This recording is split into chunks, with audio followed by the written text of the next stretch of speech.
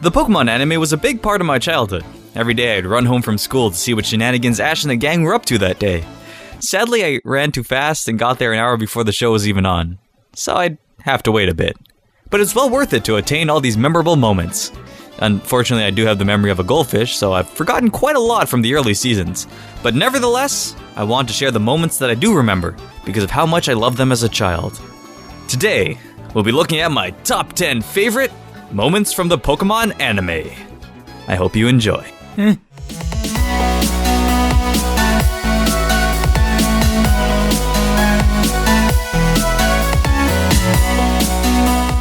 Number 10. There are a few episodes of the anime that got a little bit, well, banned, for various reasons. One of which was the Safari Zone episode where Ash goes on to catch a few Pokemon. Kind of. I recently went ahead and watched this episode out of curiosity to see how he got his 30 Tauros, and it's nothing short of amazing. Anytime Ash sees a Pokemon that he really wants to catch, a random Tauros just runs in front of the Pokeball and gets himself caught. This happens quite a few times, and man, I laughed every time. It was just so silly, and was a situation that perfectly fits the random problems that Ash happens to run into. Number 9. One of my most memorable moments is going to the theater and watching Pokémon, the second movie. I actually still have that ancient Mew card that they gave as a promotion. It's nice. My favorite part of the movie, however, was seeing Lawrence III's ship. Not only did Lawrence III feel completely different from most of the villains in the Pokémon anime, his ship's animation and the ominous and creepy vibes you got from it just seemed like such a contrast from anything I had seen in the anime before this, especially when seeing the legendary birds trapped inside this huge contraption. It brought a twinkle to my 6-year-old eyes. Number 8. I like to preface this one by saying, I was a kid. Just wanna put that out there. One of my favorite moments in the anime, as a kid, was when Ash tries to challenge Sabrina's dad, and he psychically pulls Ash's pants down. Look, it was really funny to a young single-digit age kid, you know? Anyways. Actually, the part where Sabrina transports the gang into the dollhouse was really scary, and memorable for me as well, because I was not a fan of dolls. I forget what I was talking about. Oh right, the pants. Come on, I'm sure a lot of people laughed at that when they were young. No? Alright. Number 7. Most kids back in the day did not like Jessie and James. Not because they were unlikable characters, but because they were the bad guys and were trying to take away our beloved Pikachu. However, one moment that really stuck out to me was when the dubious duo were trying to get their Ekans and Coughing to evolve. They acted so sincere and even cried because they truly wanted the Pokemon that were by their side to evolve. They really wanted to finally accomplish something for their team and needed their Pokemon to be stronger to do that. It was just so nice to see another dimension to Jessie and James, instead of their whole usual evil persona. From that point on, Jessie and James were just much better characters in my eyes. Also, for some reason, I remember them trying to evolve Coughing and Ekans in a rice field with those ornamental paper torches all around. And looking back at that episode, I have no idea why I thought that, because that was not even close to what happened. It must have been a dream. Number 6. This one isn't a specific moment, however, for some reason, Gary was my favorite character, and because he had such little screen time, I always look forward to seeing Ash catch up with his little bullying buddy. Whether Gary was in a car full of cheerleaders, which I actually still don't understand, because those girls are like 16, maybe even 20, and he's 10. Also, he's in a car he can't drive. I actually never realized how weird the situation is. Anyways, it was always awesome to see his interactions with Ash, whether they be funny or sincere. Gary always added some entertainment, and even helping Ash grow like a good rival does.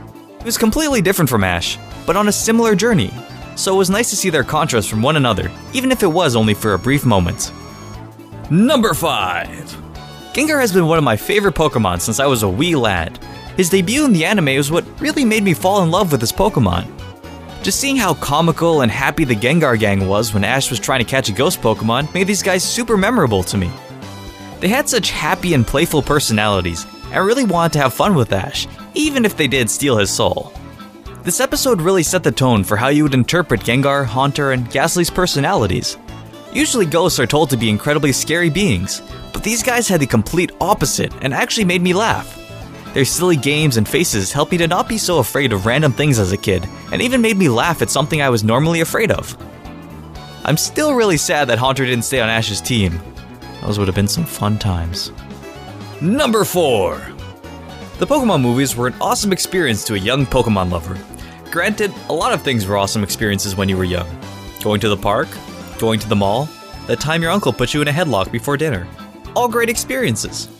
Anyways, one of my favorite memories was when I went to the first Pokemon movie and seeing Mewtwo's entrance.